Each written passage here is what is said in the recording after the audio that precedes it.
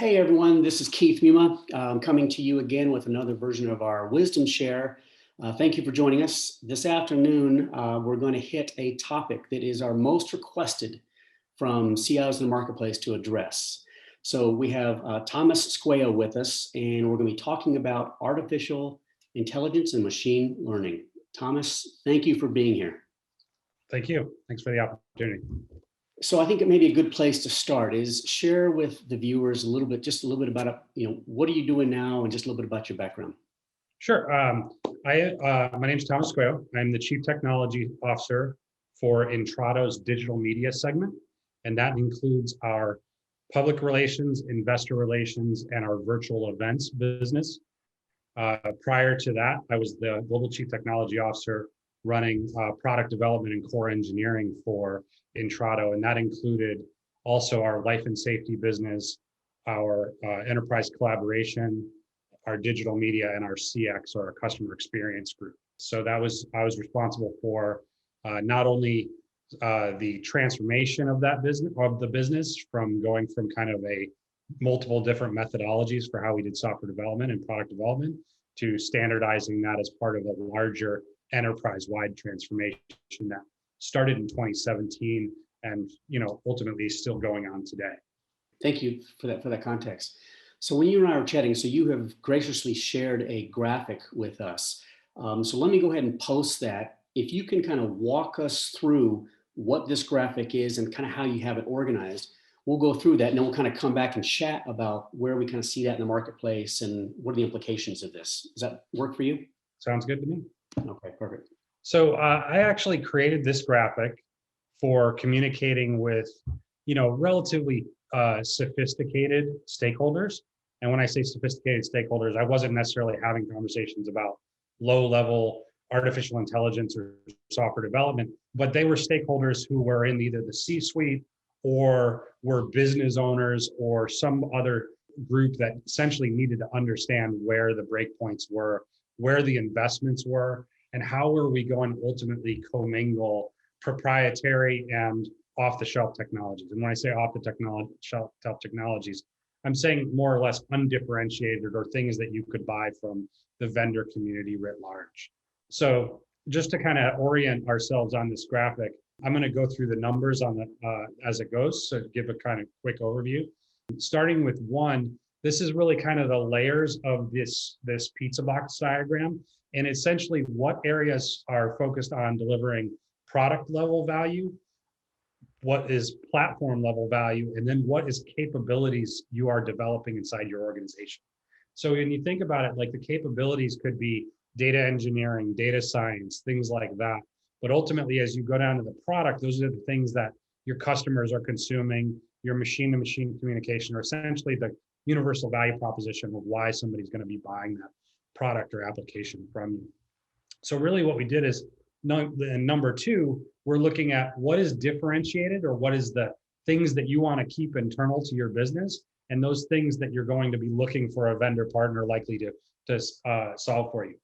It's not out of the question that, for example, you might suggest to yourself that you want to build a differentiated technology in the AI ML workbench and tooling layer, but that's a business decision. So if your business is ultimately in that space, that would likely be part of the secret sauce that you want to be able to offer out.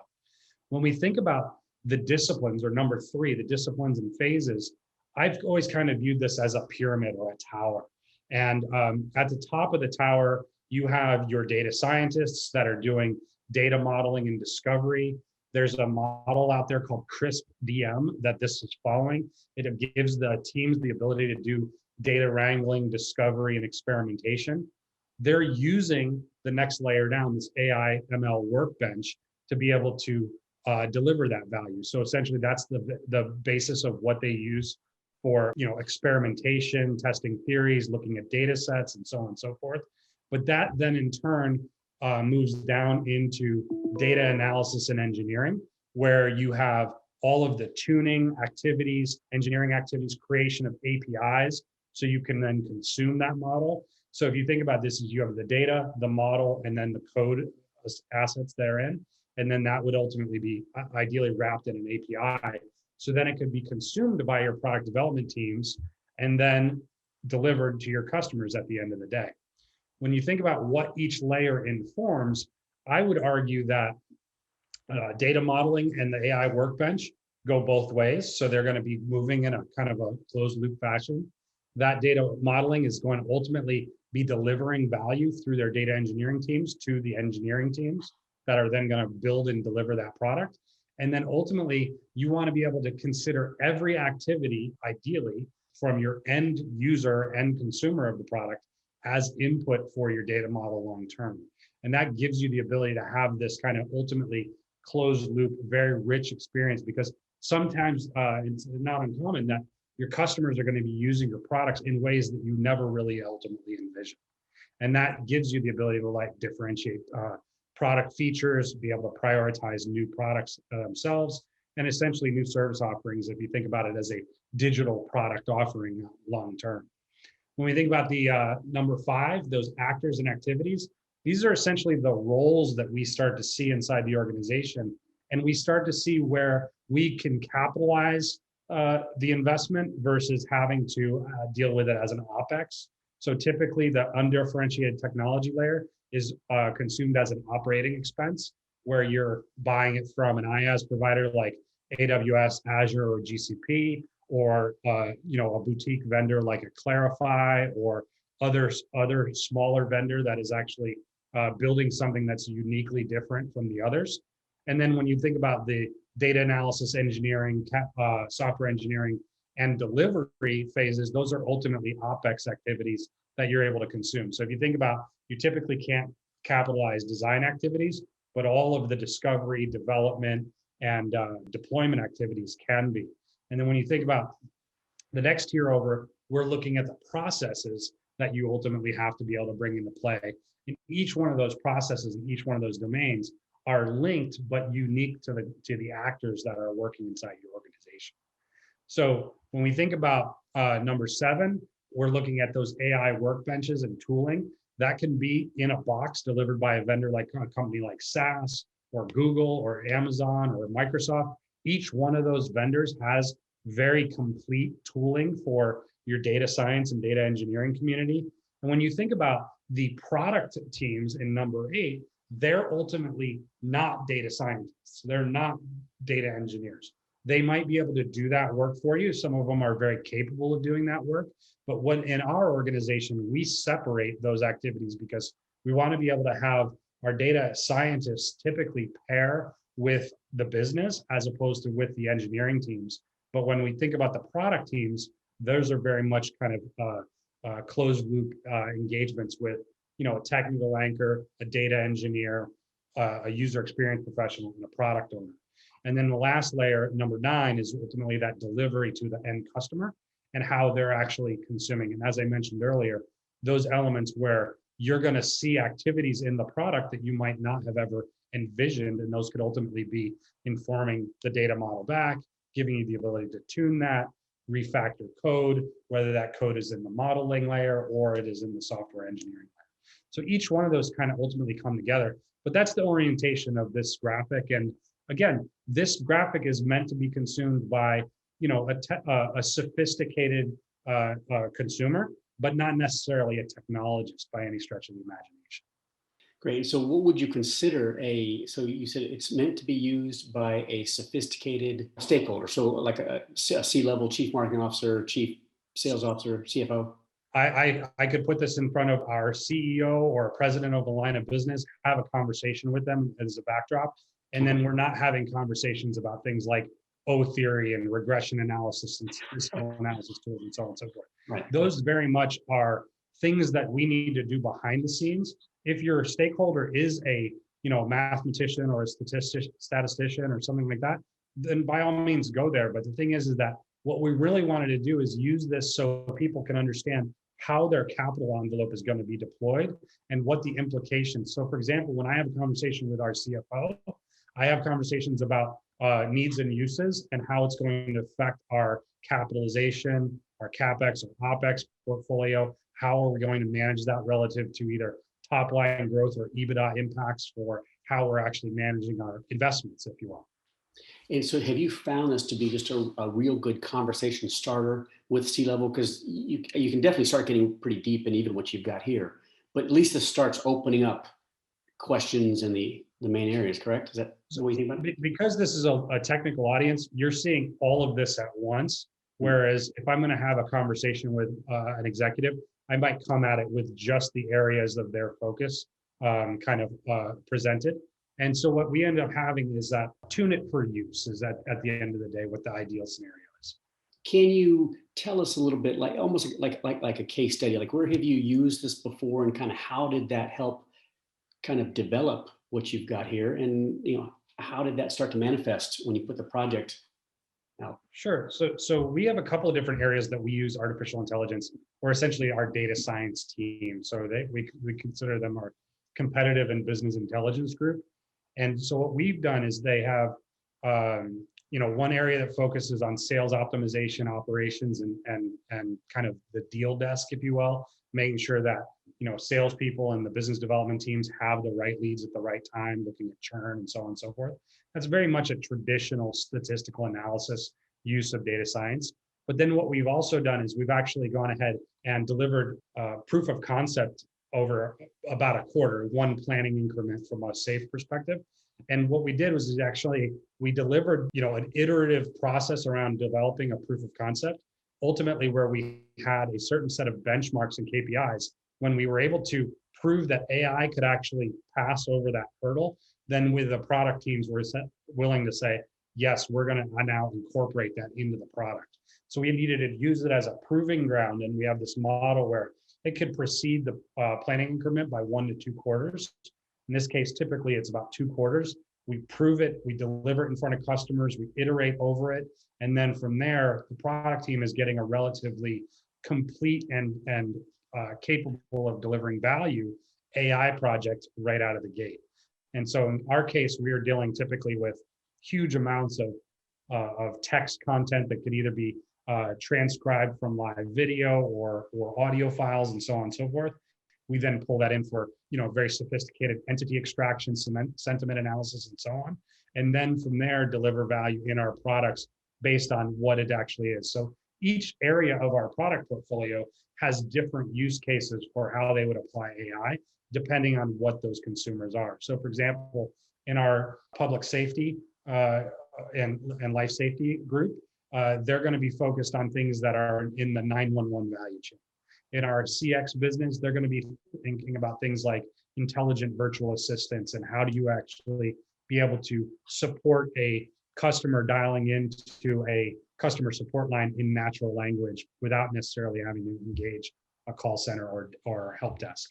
In the case of our enterprise collaboration business, they're doing things like dynamic transcription, translation on the wire. So you could have people in multiple geographies who speak different languages engage in content where all of the subtitling is done on the fly, real time. And then in the case of our digital media business, we're looking at around complex categorization around public relations, investor relations, and virtual event content. So that's really the use cases that we're focusing on. In terms of business value, this looks like, just looking at the graph, this looks like a pretty complex process with costs associated through it. How do you think about like achieving a return? And it may be dollars, it may be other components. So the easiest way we've been able to articulate value for our stakeholders is that we typically go and say, hey, we'll reduce churn in your sales pipeline and be able to make sure that the bottom of the funnel isn't falling out and customers aren't falling out the bottom of the funnel. Typically, our stakeholders are very willing to sign up for that kind of very clear revenue target. Where the targets and the value is actually more ambiguous, that's when we go through that more deliberate POC process where you say, hey, I'm going to deliver this value. We're going to prove out these KPIs and essentially benchmarks. We're going to then put that in front of the customer. And then the customer is typically going to say, hey, I would like to see this in the product. They might not say, I'm willing to pay for this in the product, but they're like, this is value. And so we look at it as creating a greater exit barrier because now we're delighting the customer in a way that hasn't happened before. But at the end of the day, that cycle has a much longer timeline. So you're able to you have to light the fuse and take a leap of faith at the beginning. But at the end of the day, it starts to now wall off competition from being able to enter your market when they don't have a similar experience. Because of the Netflix, Amazon, and very sophisticated kind of FANG market out there, we start to see that those expectations in the B2C space are really driving into the B2B space. And that's really where we see our ability to react to that and deliver things that we could never scale a human capital process to be able to support. Now the machine is actually AI and then ultimately machine learning that gives us the ability to do that. So take me back before the AI ML tower. I mean, what starts to trigger ideas of where to apply the artificial intelligence in the product? Is it coming from the customers? Are you guys sitting around just thinking about what you can be doing? How does that, can you take us through a little bit about how that goes? Sure. So, I mean, I think that it comes from really not only internal people sitting around a table. I mean, the tyranny of the urgent can really kill off any idea. You know, that's ultimately what we see inside our own business.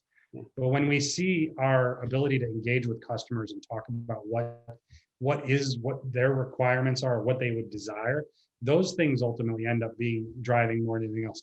The interesting thing is most of our customers think AI has been happening long before it actually was, because we would have to do CRUD operations where you have this application sitting outside that's doing some kind of algorithmic output, which was the early stages of AI. So think of it as software engineering, where there's a sophisticated set of data points that ultimately are being able, the NoSQL advancements that are out there, event stream processing and platforms ultimately start to now deliver things that you were never able to do.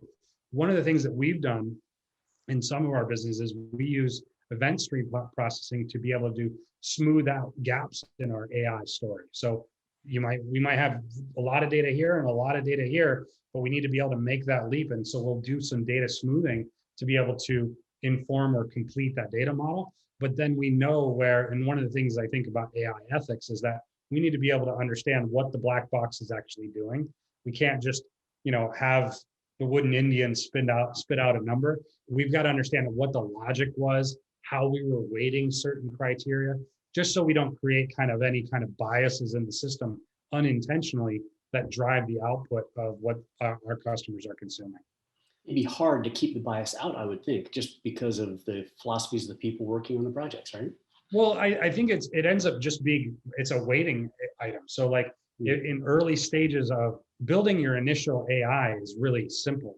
Building the tuning or developing the tuning of an AI is where the difference is for, the difference between Google search and Google is years of tuning those algorithms to be able to be useful to you, what your needs are. The initial search algorithm was probably, it required a lot of investment, but nothing compared to the investment it made since that initial development. What's your assessment about where is AI now, and where do you think things are going to start going the next 2 or 3 years? I think it's here now. I think that honestly, it's I don't think of it as vaporware in any way. We have it incorporated in our sales pipelines. We have it incorporated in our products. Our customers expect it.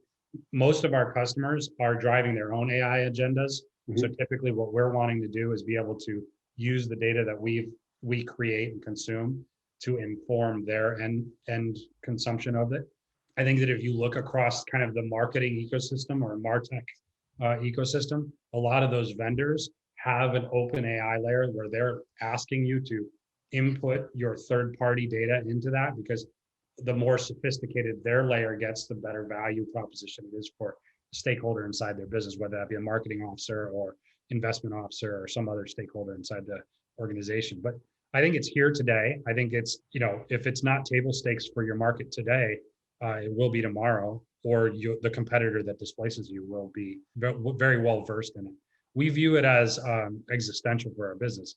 If you're not in it today, you will be out of the business tomorrow. And what developments do you expect over the next couple of years that you think will have a profound change in the way we're thinking about it now? I think if you think about Microsoft, Amazon, and Google, they're working to make every citizen developer is able to, consume and deliver value via AI. I think Microsoft's vision, from what I've seen, is that they want, their Power BI tools to be as ubiquitous as Excel is. And I think that you're seeing Google will take a similar tact on that. AWS is taking a similar tact on that. And the reason why is because when you think about the difference between a software engineer and a business analyst, that business analyst, it probably has more context for what needs to happen inside that application than the guy that's writing the for loops. You know, it's just an observation, because the software engineers typically take longer to come up in domain specific knowledge than your business analysis team that's just deeply embedded in kind of core value propositions.